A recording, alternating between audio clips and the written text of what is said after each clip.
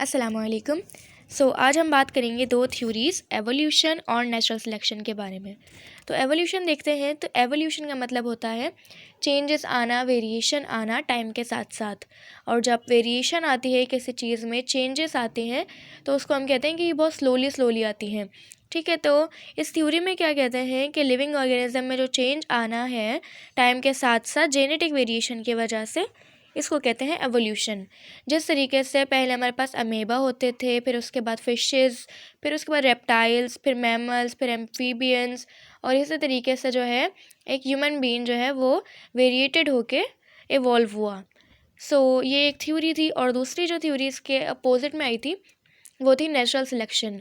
तो natural selection में क्या कहते हैं कि एक ऐसा प्रोसेस जिसमें एक इंडिविजुअल करेक्टर, एक ऑर्गेनिज्म जो है वो अपने इन्वायरमेंट में सबसे जीत जाए, सबसे सक्सेस पाले, इसको कहते हैं नेचुरल सिलेक्शन। जिसको नेचर ने सिलेक्ट किया हो इवॉल्व होने के लिए, जिसको नेचर ने सिलेक्ट किया हो रिप्रोड्यूस करने के लिए, सर्वाइव होने के लिए। तो इस प्रोसेस में क्या होता है कि ऑर्गेनिज्म जो अपने इन्वायरमेंट के हिसाब से अच्छे होते हैं, बेटर होते हैं, वो सर्वाइव कर जाते हैं, रिप्रोड्यूस कर लेते हैं और अपने जो है ट्रेड्स अपनी ऑफस्प्रिंग में ट्रांसफ़र कर देते हैं।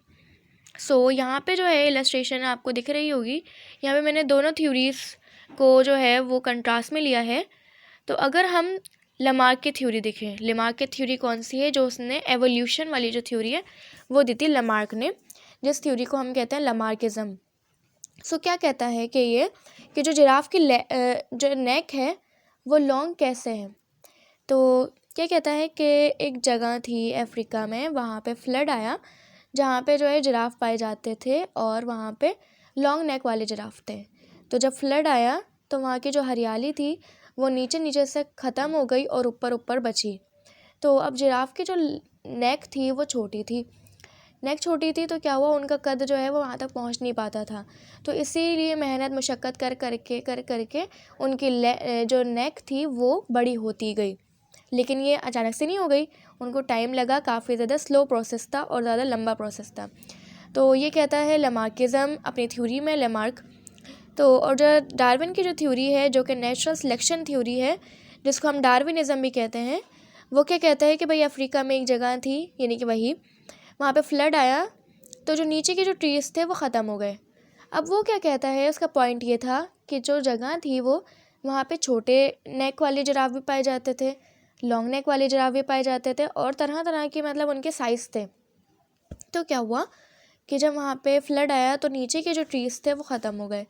तो जिन जिराफ की लॉन्ग नेक थी, जिनकी गर्दन पहुँच पाती थी ट्रीज़ तक, वो सरवाइव के लिए अपना खाना जो है खा लिया करते थे, वो जी सकते थे, वो जी लेते थे, क्योंकि उनकी नेक पहुँच जाती थी और उनको फूड मिल जाता था। लेकिन जो शॉर्ट नेक वाले जिराफ थे उनकी नहीं पहुँच पाती थी, तो इसलिए वो डाई, यानी कि वो मर गए और वो सर्वाइव नहीं कर पाए। लेकिन फिर जो नेक जिनकी लॉन्ग थी वो सर्वाइव कर गए, उनकी ऑफस्प्रिंग हुई, उन्होंने रिप्रोडक्शन की। तो इस तरीके से अभी भी हमें लॉन्ग नेक के जिराफ दिखते हैं लेकिन शॉर्ट नेक के नहीं दिखते। This all for today. I hope कि आपको पसंद आया होगा। तो अगर आपको कोई भी टॉपिक चाहिए तो you can ask me in comment section.